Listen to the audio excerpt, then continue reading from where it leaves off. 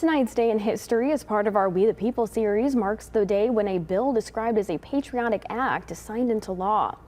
August 14th, 1935, President Franklin D. Roosevelt signs the Social Security Act into law, which guaranteed an income for the unemployed and retirees. Roosevelt had taken the helm of the country in 1932 in the midst of the Great Depression. Although it was initially created to combat unemployment, Social Security now functions primarily as a powerful safety net for retirees and the disabled and provides death benefits to taxpayer dependents.